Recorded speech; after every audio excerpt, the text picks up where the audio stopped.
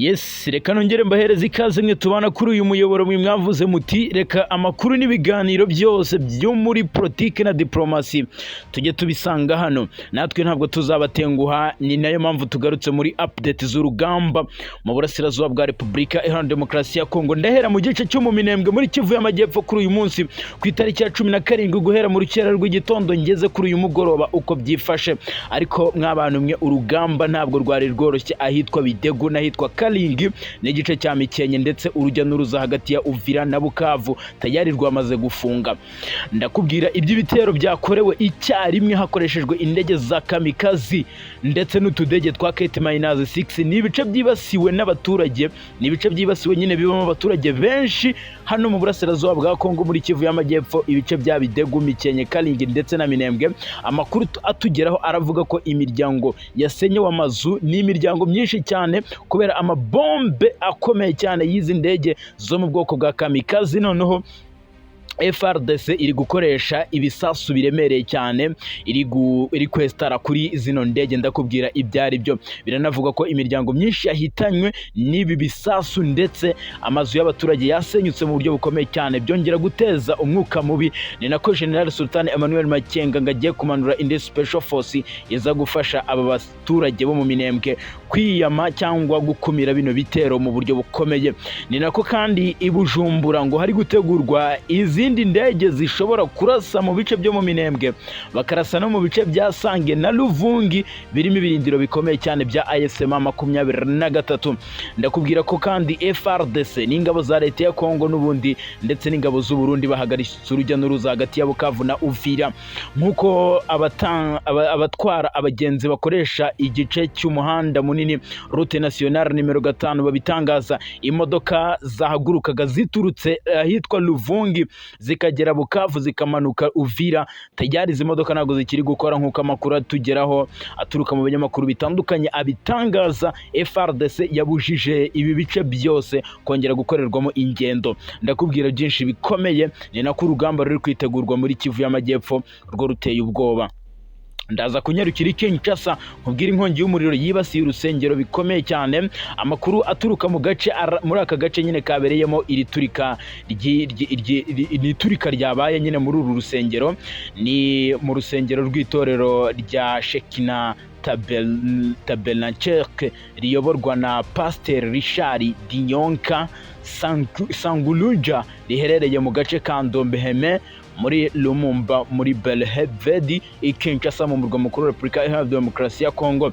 Amakuru aturuka muri aka gace aravuga ko uku guturika kwabaye mu buryo bukomeye cyane, biranavugwa ko ibyangiritse ari byinshi ku kigero cya 90% y'ibyari biri mu rusengero byose byahiye birakongoka.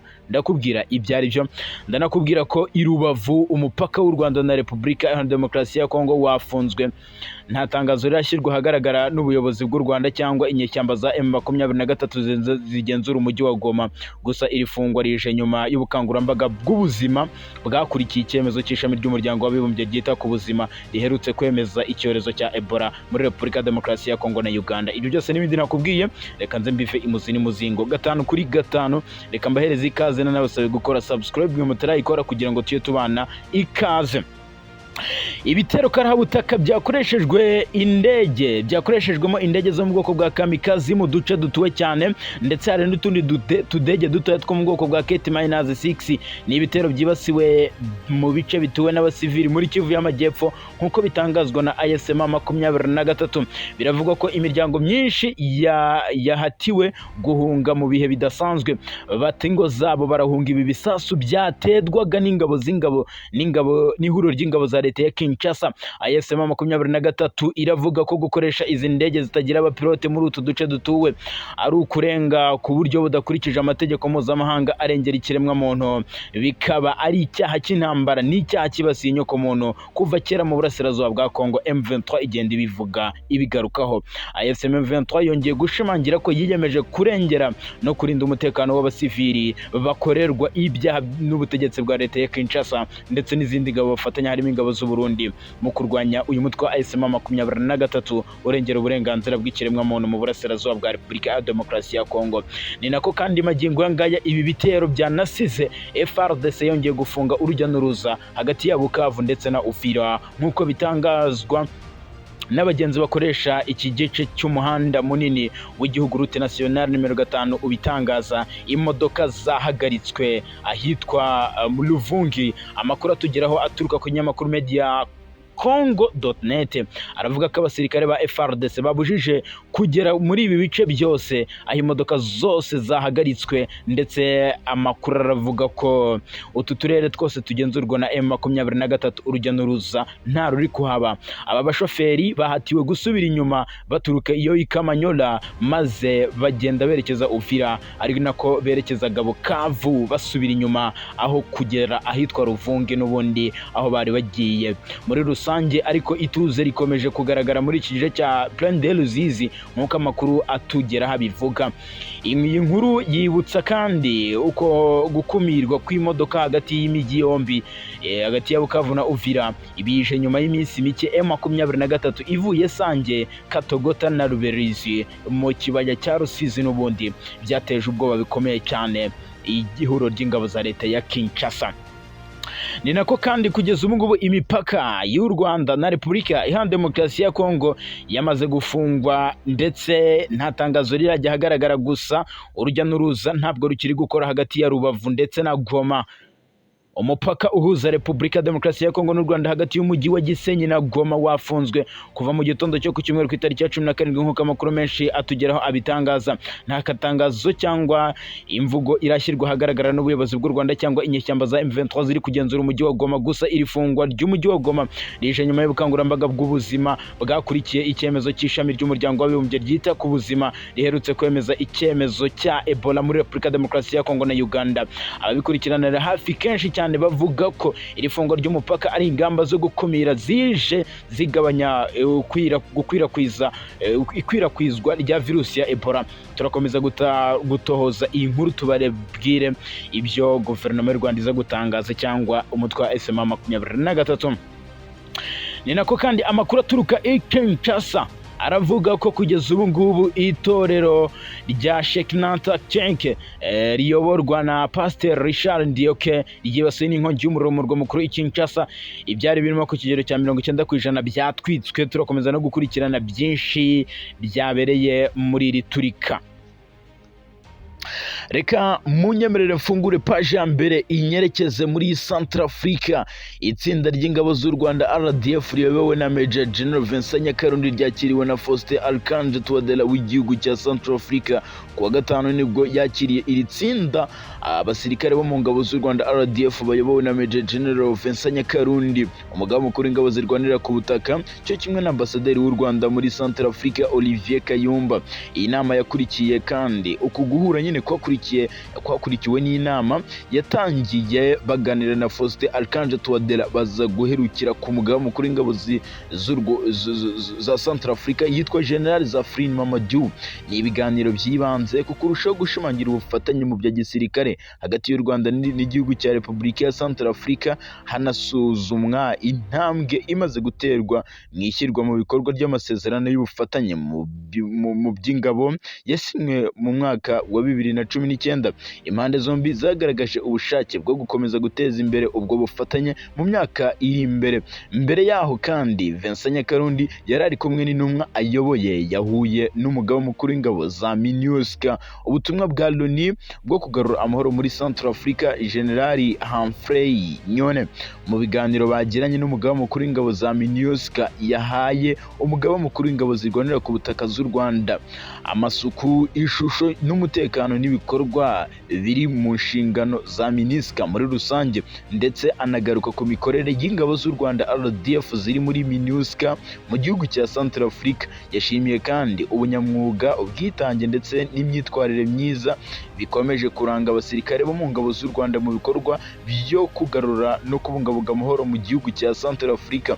Ni mu gihe kandi mbere yo ku itariki ya 11 Gicurasi igera byo yari yabanje gusura abasirikare b'u Rwanda bari muri ubu butumwa uyu nyine umuyobozi wa MINUSCA mbere yuko nyine ahura na Major General Vincent Nyakarundi aganira n'abasirikare bari kugarura amahoro muri Centrafrica. MINUSCA by'umwihariko batayo ya mbere yitwa Rwabat Titi -1 Nyakarundi wari mu ruzinduko rw'iminsi 3 yabagejejeho ubutumwa bose nyine abo muri Centrafrica n'abo muri MINUSCA bubashimira bwaturutse ku buyobozi bukuru bw'ingabo z'u Rwanda RDF, anabashimangira ubuhamya ndetse anavuga ko igihugu cya Centrafrica n'u Rwanda bagiranye ibihe byiza mu myaka ishize ndetse ko byanakomeza kwiyongera.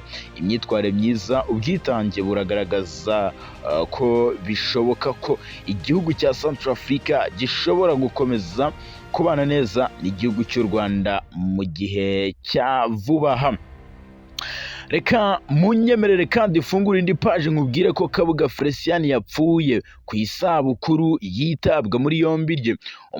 Umunyarwanda Kabuga Felicien wari warakatiwe kugira uruhare muri jenoside yakorewe abatutsi mu 1994 yapfuye ku wa gatandatu ku itariki ya 16 Gicurasi 2026 aguye irahi mu Buholandi nyuma y'imyaka 6 yuzuye neza atawe muri yombi. Inkuru y'urupfu rwa Kabuga Felicien wari umaze igihe afungiwe muri iki gihugu yemejwe n'urwego mpuzamahanga rwashyizweho gukora imirimo y'insigarira y'inkiko mpanabyaha. Perezida w'urwego nyine yitwa Graciela Gatti Santana yatangaje ko hakorwa iperereza kugira ngo bamenyekane amakuru y'ukuri ku cyateye urupfu rwa Kabuga Felicien, anashyiraho umucamanza witwa Alphonse Allier kugira ngo abiyobore.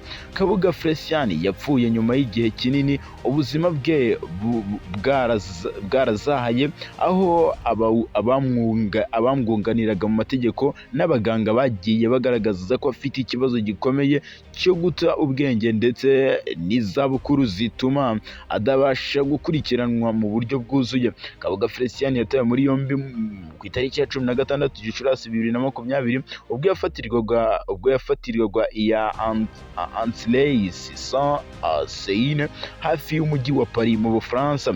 Nyuma y'imyaka 25 isaga ashakishwa n'ubutabera mpuzamahanga, yaje koherezwa irahi mu Buholandi kugira ngo aburanishwe n'urwego mpuzamahanga rwasigariyeho inkiko mpanabyaha. Yari umwe mu bantu bashinjwaga uruhare muri jenoside yakorewe abatutsi mu 1994, aho ubushinjacyaha bwamuregaga gutera inkunga no gufasha no gutegura no gushyira mu bikorwa jenoside yakorewe abatutsi. Mu byo yashinjwaga harimo no kuba yarateye inkunga radiyo na televiziyo yitwa Libre des Mille Collines cyangwa RTRM, radiyo yakoreshejwe mu gukwirakwiza urwango no gushishikariza abantu kwica abatutsi. Kabuga Felicien kandi yanashinjwaga kugira uruhare mu gutumiza no gukwirakwiza imihoro n'izindi ntwaro zakoreshejwe mu bwicanyi bwahitanye abatutsi barenga miliyoni 100 muri jenoside mu minsi 100, abatutsi barenga miliyoni mu minsi 100 muri jenoside yakorewe abatutsi. Ubushinjacyaha bwavugaga ko yakoranye bya hafi n'abandi bayobozi bakomeye muri leta yakoze jenoside ndetse n'imitwe y'interahamwe mu gutera inkunga ibikorwa byo kwica no gutegura ubwicanyi mu gihugu hose. Nubwo urubanza rwe rwatangiye muri 2020 rwaje guhagarikwa nyuma y'aho abaganga bigenga bagaragaje ko ubuzima bwe bwo mu mutwe butamwemerera gukomeza kuburana. Mu myaka yari imaze ashakishwa, Kabuga Felicien yari yarashyiriweho ibihembo n'inzego mpuzamahanga kugira ngo afatwe ndetse afatwa nk'umwe mu bakekwagaho jenoside yakorewe abatutsi bari bamaze igihe kinini bihishe bahigishwa uruhindu. Reka munyemerere nerekeze i Buruseli mu Bubiligi mbabwire iby'imyigaragambyo yabereye imbere neza imbere neza y'ingoro cyangwa y'inzu iberamo imbere y'ingoro y'inteko nshingamategeko y'ubumwe bw'uburayi. Abanyekongo biganjemo abanyamulenge batuye mu mahanga bakoreye imyigaragambyo yabereye i Buruseli mu Bubiligi ndetse bayitangiriye imbere y'ibiro by'umwami. Ibikorwa byose by'imyigaragambyo byasorejwe imbere y'inteko nshingamategeko y'ubumwe bw'uburayi. Mu bitabiriye iyi myigaragambyo harimo na perezida wa diaspora ba Repubulika ya Demokarasi ya Kongo yitwa Paulien akanaba n'umunyamabanga w'urwego mpuzamahanga ruharanira uburenganzira bwa muntu muri Repubulika ya Demokarasi ya Kongo yitwa Bintu Nchomongo. Mu kiganiro yahaye ikinyamakuru kimwe dukesha inkuru yavuze ko imyigaragambyo y'iyi ngiyi ngo ari iyo kwamagana ibyo bise guceceka no kutagira igikorwa nyine igikorwa ku mutekano no kubura ubutabazi ku biri kubera mu burasirazuba bwa Repubulika ya Demokarasi ya Kongo. Yavuze ko guhitamo gukorera imyigaragambyo i Buruseli bifite igisobanuro gikomeye kuko hariho icyicaro gikuru cy'inzego z'ubumwe bw'uburayi. Ibiro bihagarariye umuryango w'abibumbye mu Burayi ndetse n'icyicaro gikuru cya OTAN byose niho biherereye. Nyuma rero y'imyigaragambyo habayeho ibiganiro n'abanyamakuru ndetse n'inama yaje gukurikiraho hagati aho ngaho. Muri Nigeria haravugwa amakuru menshi cyane y'intandaro ikomeye cyane kwiyicwa nyine k'umuyobozi wungirije w'umutwe w'iterabwoba wa Islamic State yiciwe muri iki gihugu cya Nigeria. Perezida wa Nigeria yitwa Bola Tinubu yemeje ko uwitwa Abu Bilali Minuki wafatwaga nk'umuyobozi wungirije wa Islamic State yiciwe mu gitero cyagabwe n'ingabo z'igihugu cya Nigeria ku bufatanye na Leta Zunze Ubumwe za Amerika. Bivuganye rero uyu muyobozi wa Islamic State ni umutwe nyine ukomeje kurwanya, ni umutwe wa leta ya Kisilamu urwanya igihugu cya Nigeria ndetse urwanya na leta iriho. Ndakubwira byinshi bitandukanye, ndakubwira M23 nyuma yuko ishinjije Human Rights Watch ukorera leta ya Kinshasa. Hari amakuru menshi cyane avuga ko Loni yinjiye muri ibi bibazo ndetse igiye no kureba neza ibyo M23 iri gushinja Human Rights Watch mu burasirazuba bwa Repubulika Iharanira Demokarasi ya Kongo. Ibyo byose n'ibindi nakubwiye, reka nze mbive imuzi n'imuzingo. Reka mpere Ikisangani mu murwa mukuru w'intara ya Shopo mu burasirazuba bwa Repubulika Iharanira Demokarasi ya Kongo. Urukiko rwa gisirikare muri Repubulika ya Demokarasi ya Kongo rukorera mu mujyi wa Kisangani mu murwa mukuru w'intara ya Shopo rwakatiye abasirikare 58 igifungo cy'imyaka 3 nyuma yo guhamya icyaha cyo kurenga ku mabwiriza y'ubuyobozi. Abasirikare 84 nibo bivugwa ko tayari bamaze gukatirwa, ariko ku munsi w'ejo hakatiwe 58. Ibi byabereye muri centre ya Pinga muri teritwari ya Walikale ho muri Kivu y'Amajyaruguru. Bari gushinjwa nyine, abasirikare bari gushinjwa kanga guhangana n'abarwanyi ba M23. Ibi bigaragaza nyine kwigumura kwabo ku rugamba. Ubushinjacyaha bwasobanuriye urukiko ko aba basirikare bavuye ku rugamba muri Gashyantare 2026 muri 2026 basaba guhabwa agahimbazamusyi, bemerewe imishahara ndetse n'ibiribwa. Bitabaye ibyo ntibongeye nyine kurwana, ntibongeye gusubira ku rugamba kuko utwo duhimbazamusyi bahise batubura. Ngo ntibyarangiriye aho rero kuko batangiye no kurasa mu kirere nko kugaragaza nyine imyigaragambyo ikomeye cyane no kutigaragaza, kutishimira imyanzuro yafatiwe aba basirikare. Ubushinjacyaha rero bwabahisemo gukatira 58 igihano cyo gufungwa imyaka 3 mu buryo bunyuranyije n'amategeko nyine mu byaha bakoze. Ariko uwitwa Maître Patient Yanglone uri mu bunganira aba basirikare yagaragaje imyitwarire yabo itemewe, agaragariza leta ko nyine ibyo bakoze bitemewe. Ariko muri ku itariki ya 15 Gicurasi 2026 urukiko rwa gisirikare rwa Kisangani rwari rwahamije abandi basirikare 58 icyaha cyo kurenga ku mabwiriza rubakatira igifungo cy'imyaka 3, abandi 16 rubagira abere kubera ko babuze ibimenyetso bibahamya ibyaha. Urukiko rwahise rubategeka ko abasirikare bagera ku 10 muri abo ngabo bakorwaho iperereza bundi bushya ku cyaha gifitanye isano n'intwaro, bakazaburanishwa nyuma nyine y'icyo cyemezo cyafashwe.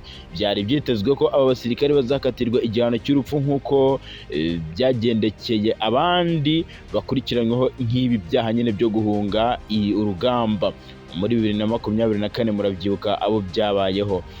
Ubushinjacyaha rero bwari bwaranabasabiye ko abo basirikare bakatirwa igihano cy'urupfu, ariko byaje gukurwaho n'ubundi kugeza ubu ngubu. Reka ahubwo munyemerere nerekeze mu yandi makuru.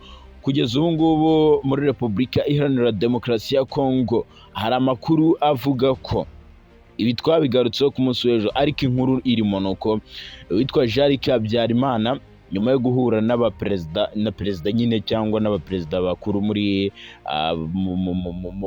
FDLR mu mujyi wa Pinga, nyuma y'iminsi akorera ingendo zikomeye cyane i Kinshasa no mu Bujumbura, yagiye kuganira. Gusa amakuru tugitohoza nuko Special Force ya M23 yamaze kugota aka gace arimo, ndetse bishoboka ko hakubura n'imirwano ikomeye cyane. Turagaragaza nyine ukuri mu makuru ataha.